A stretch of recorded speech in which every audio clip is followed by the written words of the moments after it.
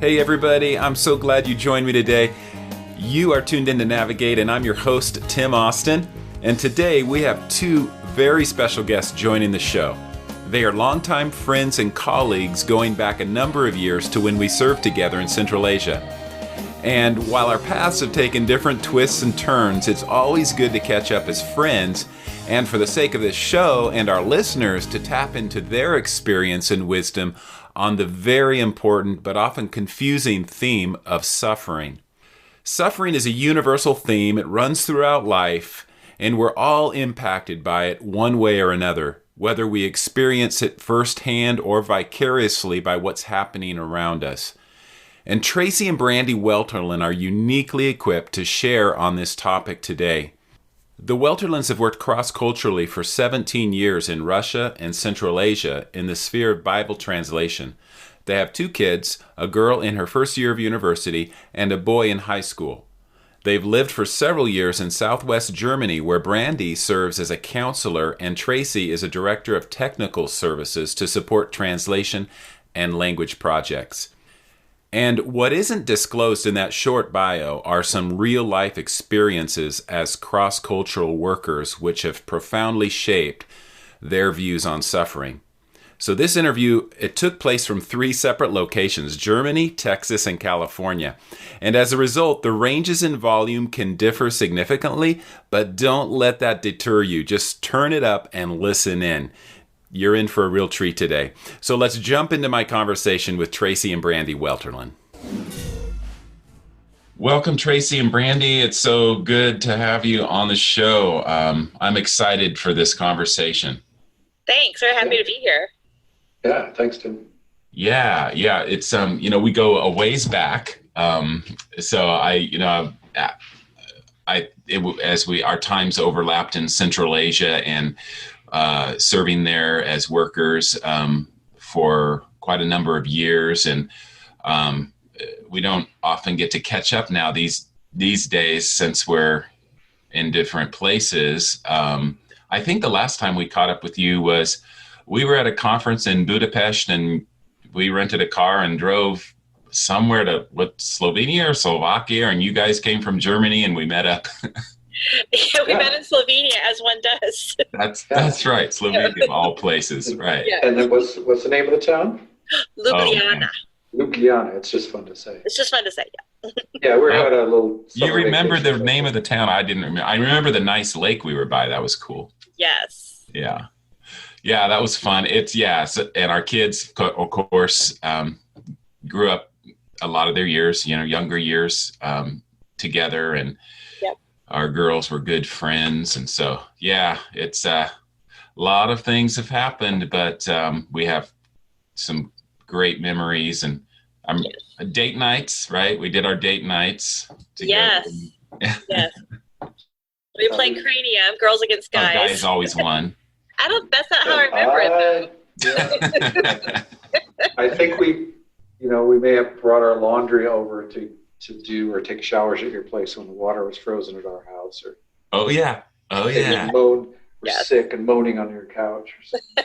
I remember that too. For some reason we had a pretty good water supply where we were, as opposed to some of the areas in the city. So yes. we got our share of guests needing a shower. So. Yeah. Great. Well, hey guys, tell me about some of your twists and turns and transitions, because if I remember correctly, Tracy, professionally, you weren't originally trained to do the kind of work you're doing now. You had I'm thinking engineer or something. Yeah. Did you get? Yeah. Okay. Yeah. So I worked 13 years in aerospace engineering. Yeah. St. Right. Louis and Fort Worth. And somewhere along that way, toward the end, the Lord's starting to get a hold of me and take me in a different direction. So I went to seminary and studied linguistics, and got prepared to do work in Bible translation. Brandi and I met while I was kind of in the process of that. Okay. Yeah. It's, you never know when that leading God's leading and calling is going to kind of take a totally different shift. And for you, you were going one direction and were prepared, as far as training and education goes, to make a pretty good. That sounds like it could have been and was at the time a great career, and yet God had something different for you guys. Yep. There are quite a few of us geeky engineers. Is that right? There's some kind of mental connection. Okay. Detailed sort of work. Okay, so between you were saying engineers and people who go into linguistics Linguistics and translation. Yeah, translation. Okay. Huh, interesting. Yeah. All right. Now I could see that where there's be some connection there. What about you, Tracy? Because I'm sorry, Brandi, you had kind of a mid-career or midlife transition as far as go ahead and call it a crisis. We've all had our share of transitions, but yes. Kind of career-wise and professionally, you've made a big shift too. So tell us about that. Right. I was originally I worked as a speech pathologist for I guess about 4 years, so not too long before Tracy and I started pursuing just membership with our organization and going overseas with our organization. We're kind of just on the side with that when we were in Central Asia, just saw a few kids here and there. And then as we walked through some difficult times and we had help for people training and counseling, I realized that was something I wanted to do and to just sort of be able to pour out to others. Yeah. In that way. So, goodness, I don't know when it started. 8 or 9 years ago, just started thinking about pursuing a degree in professional counseling. So, began looking into their programs that I could do online that would work with our life overseas. And, found something and got my MA in professional counseling, finished that 3.5 years ago, I suppose. So, okay. Yeah. Mm-hmm. Yeah. And then worked, and then, kind of, we have firsthand experience in this family with all the hours needed to, you need to accumulate, because my wife has done something similar. And so worked on all those hours to get licensed, or you're still working on that? Working on that. That's been a bit more complicated trying to get the hours overseas. Oh, yeah. Then to find a supervisor that works with requirements for Texas. Yeah. Okay. So I'm working under supervision. The supervision doesn't necessarily count for my licensure at this point, but it's more of a professional accountability now, that it's just good practice to have someone supervising you. So sure. A little bit stuck right now as far as getting my license goes, but I'm getting experience. So yeah. Okay. Yeah. I think, I guess you and Eve, my wife Eve, kind of started moving in that direction close to the same time, I guess. Maybe. I think she was a couple of years ahead of me, maybe. Okay. Yeah. Yeah. Mm-hmm. Yeah. It's interesting how you think, kind of situations and experiences on the field bring you to this place of, man, I could really use some retooling in this area or that area. And lo and behold, it becomes a passion or something you really love and enjoy. And it becomes kind of eventually a full-time thing. And so, we kind of had those shifts in our lives as well. And, right. Me with the coaching and Eve with the counseling and just, but love that. Never, God always has something new and fresh for us. So yeah. Good. Well, guys, we are going to be, we're going to dive in here to a conversation, which is, a lot of times we don't want to approach this topic or dive in too deep to this topic, but we're going to talk about suffering. And on this podcast, on Navigate, we often circle back to the theme of transition. And so a lot of the episodes we do are somehow tied into transitions.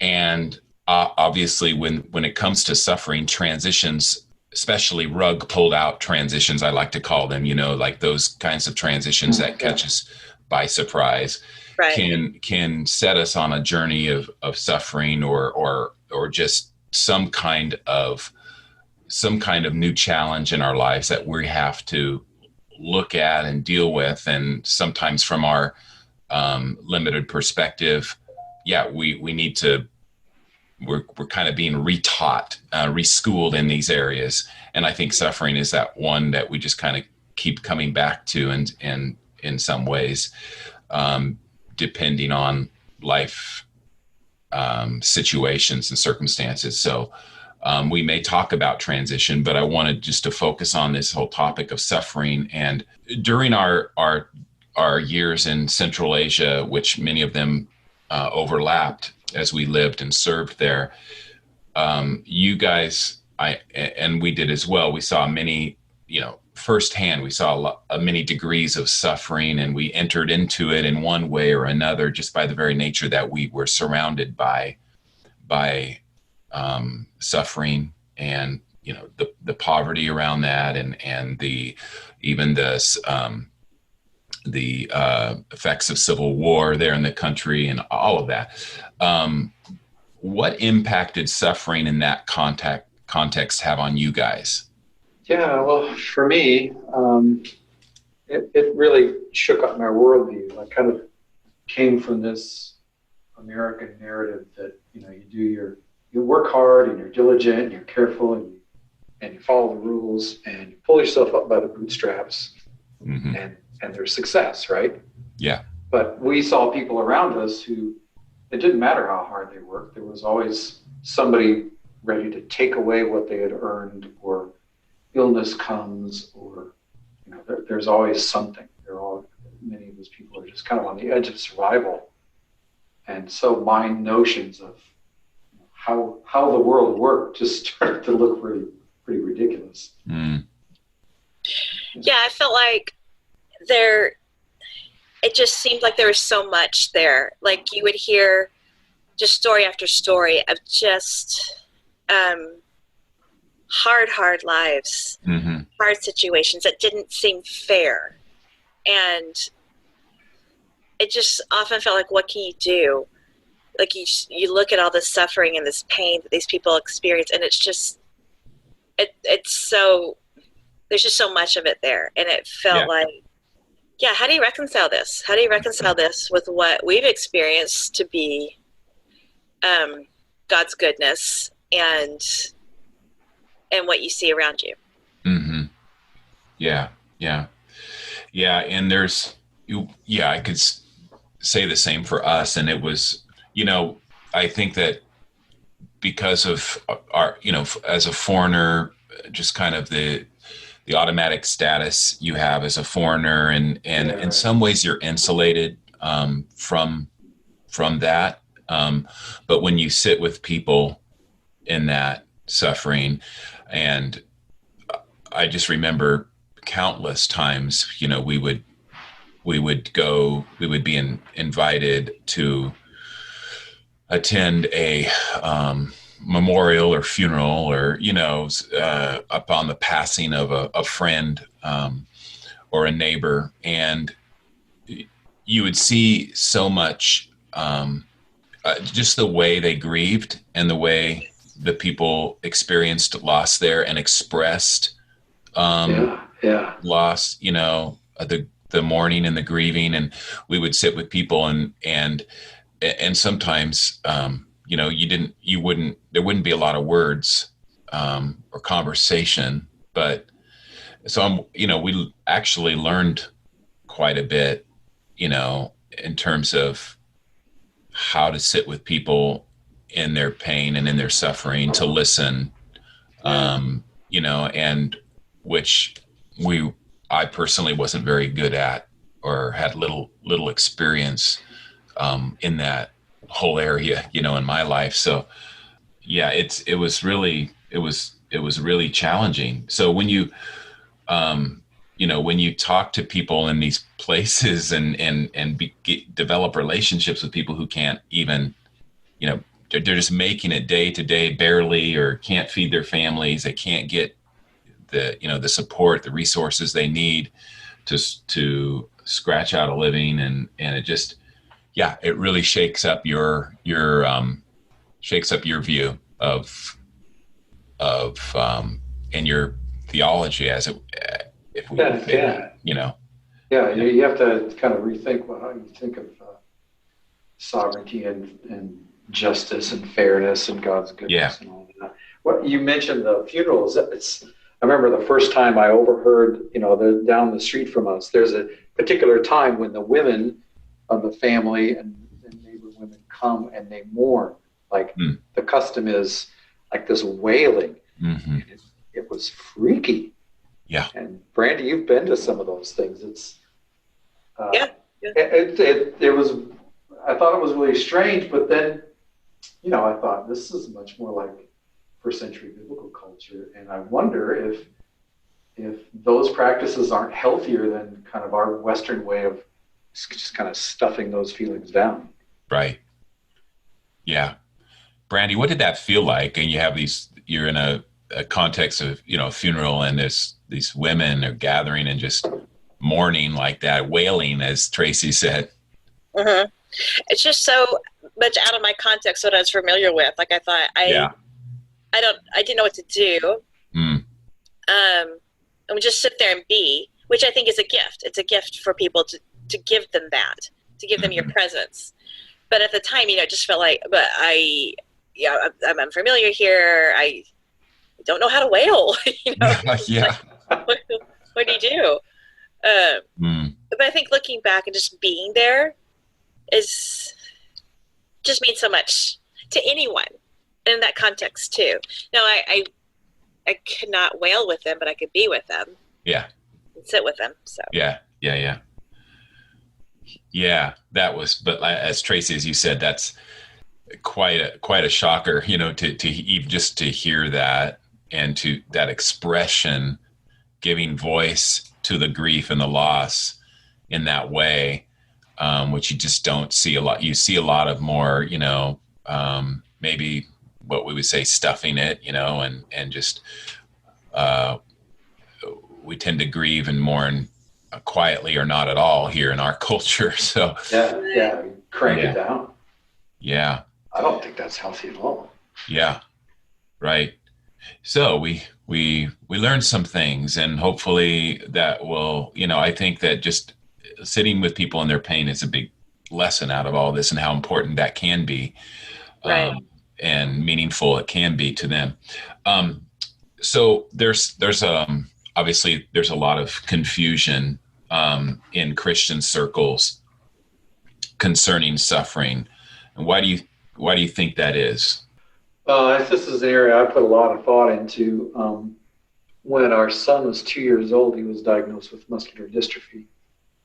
And by the time we got a clinical diagnosis there on the field, we were looking at a situation where he would probably not walk past his teen years, and we'd be burying him by the age of 25. And, just the sweetest little kid. And how I recall having studied this in seminary. My father struggled with this. He was involved in World War II, and he had this problem. If God is good and sovereign, then why is there evil in the world? Why do the good guys die young, and other people that maybe don't feel so badly about, they just keep coming back mission after mission? Was his struggle. And so I kind of had this nice, tidy, watertight theological answer for all that. Kind of the typical evangelical. This is, God's in control, God's sovereign, God's good, and we are sinners, and we deserve all this. So anything better than, destruction for eternity is more than we deserve. But, when you're looking at the face of your 2-year-old son, that argument didn't matter anymore. And so it took me on a path of kind of really questioning that whole mindset and that theological viewpoint. And I struggled with that for a couple years, trying to find some other way of answering that question. Yeah. I think I'm on the other side of that, but that sort of opened up some other things as well. Mm-hmm. Mm-hmm. So I think that model just it's hard for me to look back at that way of seeing things and say God is good. That's not the God I know. It's not Jesus on the cross as I see him. So yeah, that one had to go. Yeah, that one had to go. But it would set you on a journey of searching, discovering. Growth, really. Growth, yeah. I mean, we're supposed to grow and change. If we don't, anybody who doesn't grow and change is, you see that in the physical world. Things either are living or they're dying, right? Yeah. Staying static is not the point, I don't think. Yeah. So there's this whole, suffering is a part of the growth process. Is that what I hear you saying? It sure can be. I kind of joke with people that normal people get to stay home because they can learn there, and I'm such a thick-headed moron that it took putting me in a situation where heat was a little higher. And in addition to what was going on in our family with our son, we had just one problem after another with our project and just the challenges of living there and so on. So it was just a part of all. Yeah. Whole other story. Yeah. No, I remember many times. I think we both, we had some guys who got together on Monday mornings for prayer, and we would often be together praying for the translation projects that you were heavily involved in, and all the challenges around that. And, so there's also just life and trying to work and get things done in a corrupt and difficult place. Yeah. But add to that a family situation that was super, super hard. And we were talking earlier about, just by email, about this whole confusion that exists. And particularly, I don't think it's exclusive to the U.S. Or American culture, church, or whatever. But I do think there's a lot of confusion. And you had mentioned there's confusion because it's hard, and I think that really sums it up, right? Yeah, and I've heard people say, and I've caught myself thinking, like, give me a break, God. I'm here on the mission field sacrificing for you. Doesn't that count for something? Yeah. Shouldn't I get kind of a get out of jail free card or something? Right. Yeah. Yeah. Well, Brandi, you want to add anything? Yeah, I just really similar to what you said. I just wanted it to make sense, and it didn't. And the cliches just didn't work. And so I think coming to this recognition or this acceptance that this may not make sense. This pain may not make sense on this side of heaven. Like, it just may not. We may not see then this happened, right. We see his goodness, but we may not be able to wrap it all up in a bow and say, oh, well, now this all makes sense now. And just try learning to be okay with that has been, quite a journey. Yeah. That's, and that brings me to this whole idea of how our personal experiences and circumstances that we've gone through or that we're going through that are hard and challenging and suffering, how those very things shape our understanding of suffering. And I hear you saying, well, there may be a limit to how much really we'll ever understand this side of heaven or so you want to maybe expand on that a little bit? What kinds of personal experiences, and we're already kind of getting into that, but what kind of personal experiences, or these ones we're talking about, have challenged and shaped your understanding of suffering? Either you or Tracy. I think like walking through what we've walked through with our son Max, and it's an ongoing process, because he, as this disease process continues to develop, he has more limitations, and as he grows and his understanding of his limitations grows, he goes through grief cycles at different times. And so just wrestling with, you're good, God, and it's not what I can see the side of heaven necessarily in this. Like, this is just hard. It's hard and it's sad. And like, that's not always like on the front of our minds. I don't think about just the weight of it every day. Like, it's there, but it's not always just on the forefront every day. But coming to terms with and wrestling with coming to terms with whatever. Okay, you're good. This may not make sense, but you're good. And we've gone through some other challenges with, raising, pretty deep challenges with raising our daughter the past several years too, which has, kind of brought this fresh round of like, okay, so here we are again, God, going through some really, really hard stuff. Are you good? Because I'm really mad at you right now. Well, my anger doesn't make him good or bad either way. But like, okay, are you good in this? Are you good? So, yeah. What about you, Trace? Yeah, well, I probably should add the little bit of information that our son was re-diagnosed a few years later, and his life expectancy is normal. But I mean, that he's still got this disease. He still uses a wheelchair every day, and that's not the point. We really want to jump to, because we're so uncomfortable with suffering in our culture, we want to jump to the happy ending. Well, it's all going to turn out well, or look, this happened, or well, God's got great plans for your son. He's going to use him to do this and that, or he's such an inspiration, and he's a great kid, but he would rather not have muscular dystrophy. He would love to be able to walk and ride a bicycle and run and go out for soccer with his friends. So yes, you can see good things, and that's a positive, useful thing to do, but I'm thinking of people who are in that suffering position. That is not helpful, because that's not what they need to hear at first. What they need to hear first is, this is really hard. Yeah. This really sucks where you are right now, and I wish you were going through this, and I'm here with you. Right.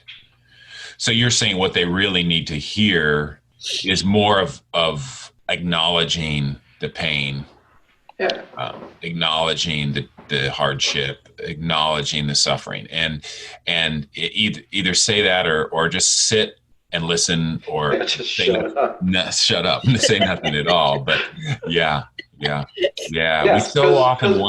we all so often are tempted to just give pat answers, aren't we? Yeah. And that's really mostly for us. Yeah. We want there to be a happy ending because we're really uncomfortable with it. And what it communicates to the other person is, your grief is not okay. You should stop crying and have faith and trust God. Yeah. And what you're doing is, being sad is not okay. Right. Yeah. This just kind of brought up a question for me, because we have quite a few of our listeners who are living and working cross-culturally, raising families. They have kids. They have kids with various challenges, whether that be physical, emotional, you name it, or just even education-wise, and dealing with some of the things that we deal with that we don't necessarily think would be challenges, but they come to be because of the context we're living in. But how do you as parents decide, how do you weigh the when it comes to the decision-making process, weighing it out and saying, okay, what is best for our kids? What is best for our family? What is best for us as a married couple? Can we stay? Can we stay in this context? Can we live here? Do we need to leave? Do we need to move somewhere else? Because you guys have experienced that, and there may be some people out there that are struggling with this. So any thoughts around that? Oh, goodness. Go ahead, Beck. I don't know if we did it very well at all. Well, okay, let's share a little of our experience here. When our son was diagnosed, we were just like, we're going to do this. Uh-huh. We're going to do this. And you were in Central Asia at the time. Yes, we were in Central Asia. So we already had a furlough scheduled. So we went home for our scheduled furlough. He got a more specific diagnosis, which wasn't quite, it was still muscular dystrophy. Wasn't quite as dire as what we had thought it was going to be. We thought, okay, great, we're going back.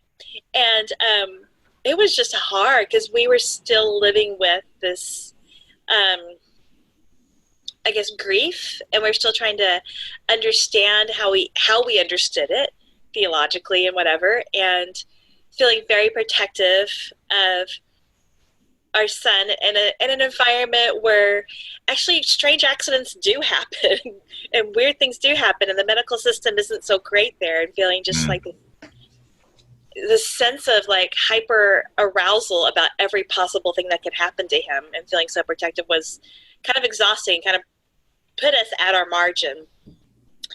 And so we didn't really think that through because we didn't realize it was going to be like that going back.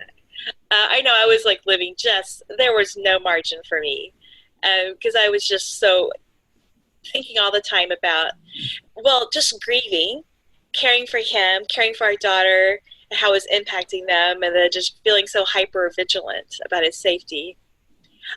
So all that to say, I would say for families dealing with similar things is to be aware. It doesn't necessarily mean you have to leave the field at all, but be aware that it is going to impact your lives. Mm-hmm. That this is going to take some of your margin to live well with us on the field. And so just be aware of that. And it's okay that happens, that you're going to have to reevaluate priorities, how much capacity you may have. Mm-hmm. And it's not a thing where you can look at, say, oh, my capacity goes to this, this, this, and this. Right. Part of your capacity just goes through the mental and emotional work it takes to lead your family and work, help your family function well with what you have. And so it's okay to have a lesser capacity. And it's probably wiser to realize that than to try and push through and say, nope, we got this. We're fine. We're good. Yeah. But just to realize that it is going to affect your capacity, and it's okay. Yeah. Yeah. It takes so much energy and time and training to get to the field that for the first several years, I couldn't imagine not being there.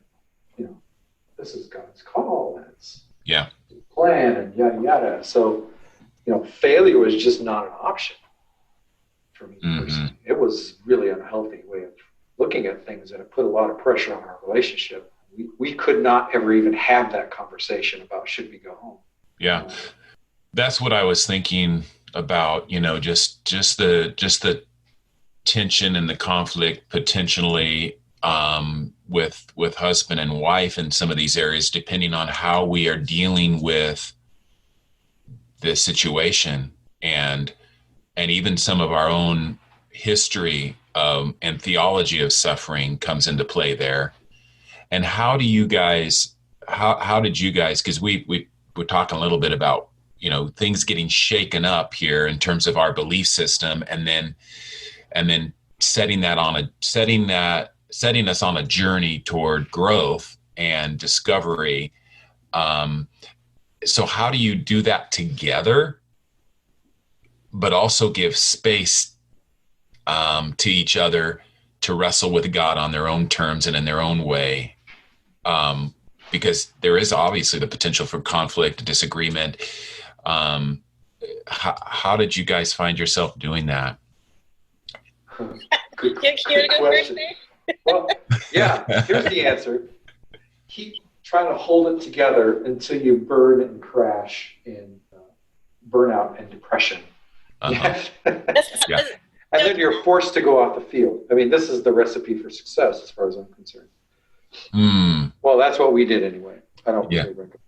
Yeah. But that's what it took was we kind of put ourselves then in a crisis situation. Okay, so we're trying to push through. We just kept trying to push through and make it work, Yeah. And then we got to the end where Brandi said before, she was operating with zero margin. Well, we operated that way for another 2 or 3 years. And then finally it all came crashing down. And we were ready to, let's just give everything away and buy tickets and get out of here. So you get the initial diagnosis of your son, and then so basically for 2-3 years you were really pushing through until you came to a kind of a crash and burn place. Something like that. Maybe something like that. Okay. something ridiculous. Yeah. Tracy, Brandi, anything to add there? Yeah, it wasn't a topic of conversation that, hey, we're not doing well, we need to reevaluate. And that probably would have helped us to have those conversations earlier on. But we were afraid of those conversations because, it was our identity to be cross-cultural workers and to be there. Yeah. And so we didn't allow ourselves to have those conversations. It would feel like failure. She brought up the failure word, Tracy, and it's like, it's actually not failure. If you have to look at each other and say, this isn't working, we don't have margin, we don't have capacity, it's not failure to say we need to pull back, we need to go home. God is still good. It would be a different kind of hard to go home. It's a kind of hard that's not as... not what we'd expected. And some of us are willing to go onto the field and suffer in that way. But having that dream or that door closed and going home and suffering that other way almost sounds like, we can't do that. We can suffer there on the field, but we can't suffer with our loss of this dream or something like that. And so... Right. It's a different kind of disobedience in the end. Like the wise, caring, loving thing to do for each other in that situation would have been to have that conversation and talk it through. But I, looking back personally, I think my ego was driving the show for me. And I couldn't face that kind of future, that kind of failures I saw. Yeah. So we ended up going to a counseling center, and that's kind of where Brandi got her inspiration to get into counseling. But it was very helpful, and it allowed us to kind of decompress, talk through some things, recognize the really unhealthy dynamic we were just describing, and then have a conversation about, what does the future look like? And reached a decision that, okay, we are not sustainable as a family where we are. We can get back to a place where we can function if we know it's not forever. Yeah. And I think at that time we decided we could do it 2 more years to get the local team transitioned and raise up some new leadership and then be ready to move on. Am I remembering that correctly? Okay. Yeah. Brandi? Yeah. I'm trying to think. I don't really know what to add to that. I even wonder now, looking back, giving ourselves 2 more years to be there. Was that wise? I mean, it's what we did. It's what happened, Yeah. But I think that when we went to the intensive counseling in Thailand, it helped us to sort of see where we were. It was so helpful. It didn't solve everything. It doesn't. But it absolutely helped us to see what got us to where we were. And help us to see ways forward. So I think we did feel like we wanted to, whatever we thought it looked like, we wanted to finish well and be able to hand over the work to our local colleagues and stuff too. Yeah. I will say too, I just want to add, it was our experience. And I don't want to come across as saying if you have a difficult situation or a child with special needs, you should leave the field. Right. I think every situation is unique. I just think that personally weren't willing to recognize the toll it was taking on our family. And so, yeah, just to throw that out there too. Well, and it would be fun to hear, this may be another podcast, but another conversation, but it would be fun to hear more about how that has evolved for you, that process, that journey. It wasn't an all or nothing thing for you. You didn't have to leave the field. You had to adapt. Right. Right. And so sometimes we get into these crisis situations and get this tunnel vision of, it's all or nothing kind of thing. We have no options, but that's true. That's true. Right. And I think that your story is hopeful because, the calling continues, the story continues, but it's evolved and adapted. But you had to be willing to do that, and to think through those options. And I think that's a hopeful thing. And, yeah. And God isn't static either. I mean, there are qualities about him that are unchangeable too. But I think we get caught up in, I have to do this. This is my calling. I'm going to let him down and things are going to be ruined. Right. If things do change. That's not really true. That is like an all or nothing. Yeah. God's doing this facepalm thing. Oh, I didn't see that coming. Those guys are. Yeah. Can't do anything now. Yeah. I don't think so. Yeah. So guys, how would you, what's some advice that you would give to again, our listeners who are going through, experiencing various degrees of suffering and struggling, and could be on the in the beginning stages of that, could have recently just had some news that has kind of rocked their world, or they've been on a journey, or they're at that place of maybe crashing and burning, could be anywhere along that spectrum. But how do you give voice, I guess, how do you give voice to the disillusionment, the anger, the confusion, and the many other raw emotions people feel in suffering and experiencing that? What's helped you guys? I think the raw emotions are so, use counselor's term, valid and okay. It's really okay to wrestle and to feel the conflicting things and the layered emotions and the confusing things. It's not only okay, it's really helpful in your journey through it to recognize and name and allow yourself to feel those things. Yeah. Also, I think as you journey through,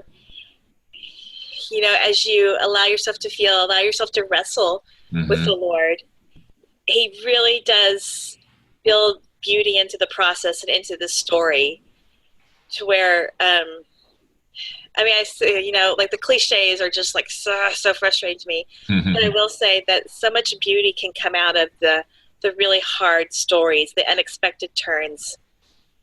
And God can really enable you to sit well with others, which is such a precious gift to be able to do that, to be able to, because of what you've experienced, you're not afraid of other people's pain and be able to sit with them in pain. Right. So that's what that comes to mind. There's also, the redemptive piece in that. Yeah. Yes. And it's okay to not rush to see the redemptive and good in it. It's okay if it doesn't make sense right away. For a very long time. Right. If it's just, I know this is hard, and it's okay to really talk to the Lord about the hard and to wrestle with him in it, because he is in there with it. He's not going to be afraid of your wrestling. He's not going to be afraid of the questions in it. Right. So, there's that. And I think too, just it's okay to recognize a diminished capacity or a turn in the road where plans are modified. It doesn't mean that things are ruined or things aren't working out. But there can be, other ways forward too. Yeah, that's good. Yeah. Tracy, anything to add there? Yeah, if I just add, just find a way to get it out and express it. Yeah. Prayer or with other people. I think, honestly, it sounds weird, but to hear yourself say what you're thinking has some power to it. Yeah. And Yeah. and the other thing is, it's just my personal opinion, but I think God kind of prefers us to be honest with him.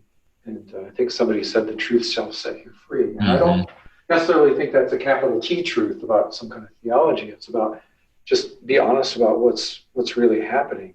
Because you're not, okay, we can cover it up and we can fake it when we go to church on Sunday morning, but we're not fooling God. And that's the truth about what's happening in you is the way to growth and healing and all the other good stuff, the beauty that Brandi's talking about. Yeah, that's good.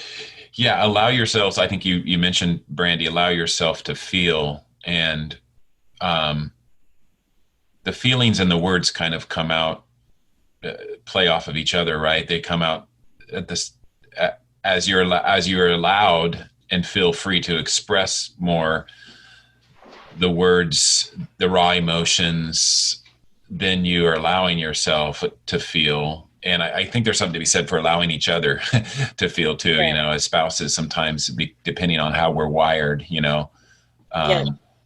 allowing fewer no words to be okay in a certain context, and then allowing maybe the more expressive person to vent or to express that.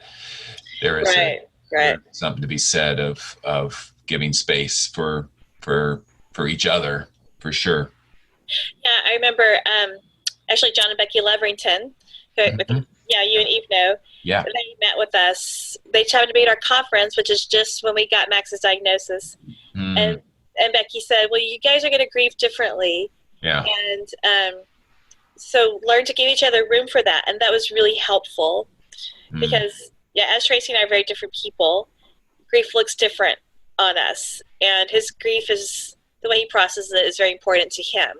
The way I process it is very important and needful to me. So learning how that looks in your relationship is important too. Yeah. Well, this has been really great, you guys. We're kind of getting ready to wrap up the conversation, but there's so much when we're going through suffering, and of course there's the classic Book of Job scenario, that we see here, where well-meaning people try to say or do things that just aren't helpful.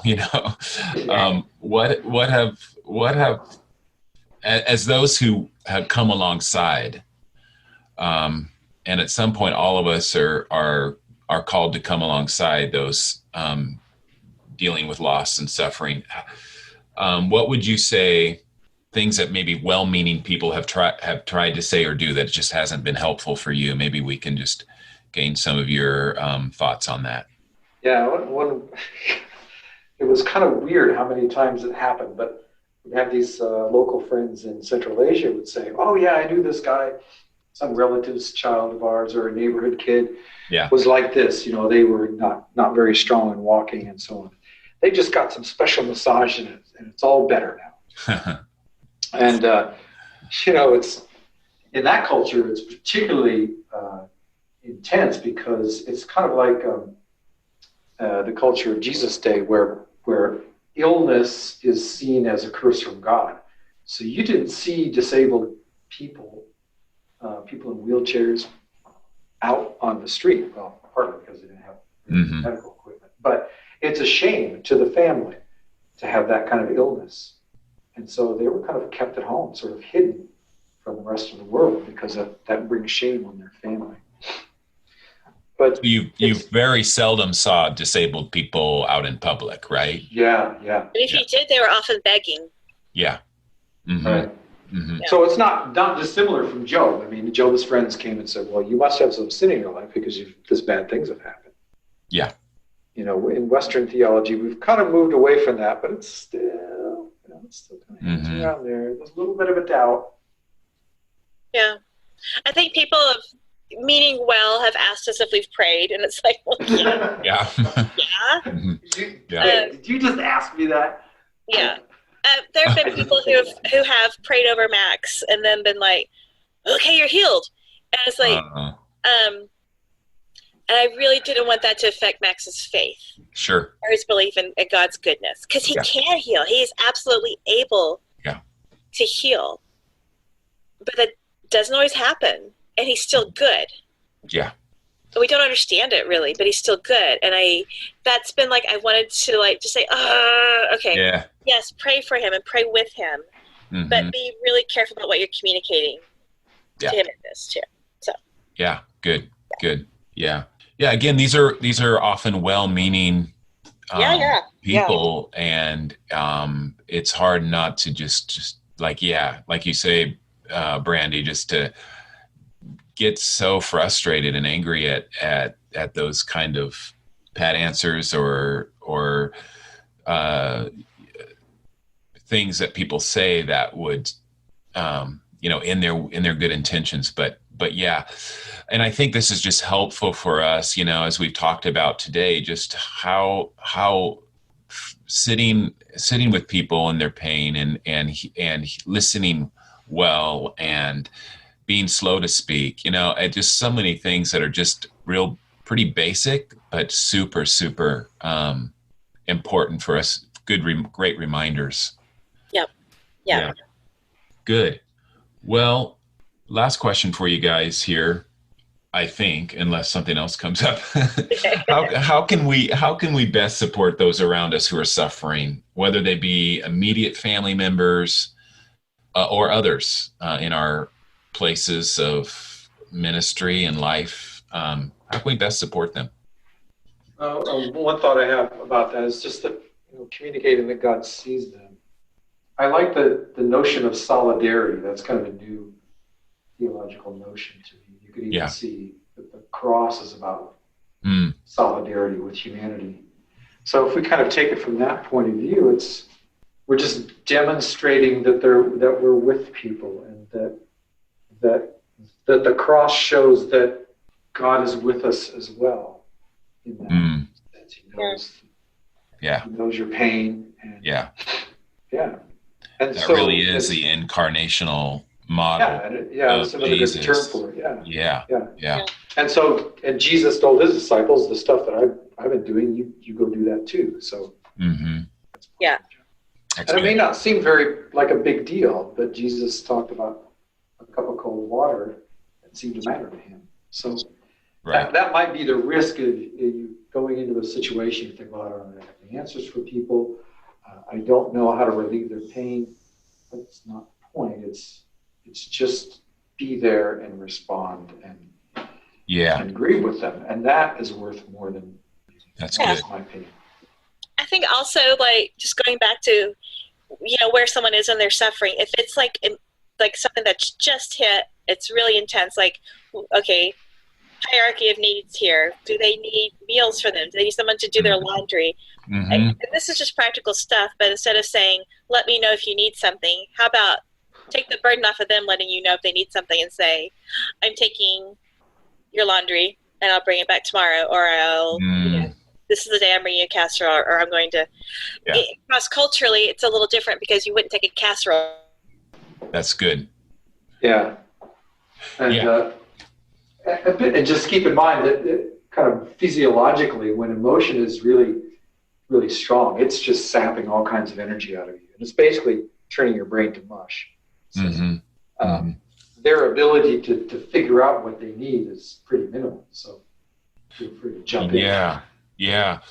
That's great practical advice from folks like you who have been there in that situation where you could just use that meal being delivered, to your home, and you can use. Hey, sorry about that. That practical. I think you dropped off. I could use that today, actually. No. Oh, okay. Well, that might be a little tricky, but. Yeah. This has been super, super helpful, you guys. And I feel like our listeners are going to be really encouraged, in some ways challenged, but also encouraged and know that, we are not alone. The whole of Jesus, idea that you just mentioned, Tracy, of Jesus being present with us, identifying with us, meeting us where we're at, the incarnational Jesus, just in the flesh, and how he modeled that for us. And I love the fact that you mentioned his words of, he said, you'll do even greater things than these. And sometimes we often look at the greater things as the signs and wonders and the miracles, and they certainly can be and should be, but he also had amazing just acts of simple compassion and love toward people. The cup of cold water analogy, fits great here, because it's these are all practical things, and like I think like you were saying earlier, people don't have the capacity even sometimes to receive something that would be, we would say, some great proclamation of faith, to be healed or something, but they do have the capacity to receive from us in some way. And we just need to be sensitive to what does that look like in this moment at this time. Yeah. And maybe at some point in their process, they need to yell and cry and curse at God. Yeah. And can you sit there and be there when they're doing that, even if it kind of strains every theological bone in your body? Right. To listen to that, but that's what they need to be able to do at that point. Right. I mean, they're going to stay there, but yeah. Well, hey guys, thanks so much for joining me for this conversation. I almost feel like we need to do a part 2 sometime, to hear how the story is on, from a personal experience standpoint, how it's unfolded for you. So if you guys would be willing to do that, let's try it sometime here in the near future. But again, I'm just so grateful that we were able to have this conversation. I know it's going to be encouraging for our listeners. Yeah.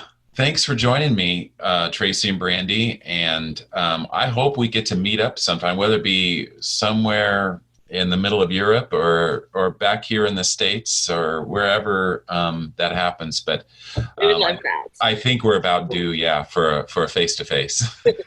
Great. The counselor in me has had a hard time answering all these questions without asking you, Tim, how you're doing. So. Okay, well, I'll just say we are we're going on 4 years, believe it or not, in our big transition from overseas. Yeah. So I always tell people give it time, because big transitions take time. So some ways I wake up in the morning, or I'm going through my day, and I just feel like I'm still smack dab in the middle of transition. And then other days I feel like I got a pretty good handle on things, but sounds about normal. Yeah. Okay, guys, great talking to you. Thanks for joining me. Thanks, Tim. You too. Say hi to Eve for us. Will do. Bye-bye. Making sense out of difficult transitions is never easy. But when the transition involves human suffering, which hits so close to home, the challenges grow exponentially. And Tracy and Brandi have shared from their experience, vulnerably and authentically from their unique story. And one thing that grabs my attention and really challenges me is the resilience they display and the confidence they have in God, not only in spite of, but in many ways because of the suffering they've known. The writer of Hebrews admonished suffering believers not to throw away their confidence, because it would be richly rewarded. Don't give up. You may never make sense of it all, but know this: there is a redemptive part of the story, a story still being written. And I encourage you to reflect on the 10th chapter of Hebrews as a way of solidifying what you've heard today. If you feel like you have a personal story to tell that would encourage our listeners, we'd love to consider having you as a guest on Navigate. Just start by submitting a podcast guest inquiry form using the link provided in the podcast section of my website homepage, EncompassLifeCoaching.com. Thanks for listening in. I'm your host, Tim Austin, and I look forward to you joining me on the next episode of Navigate. Until next time.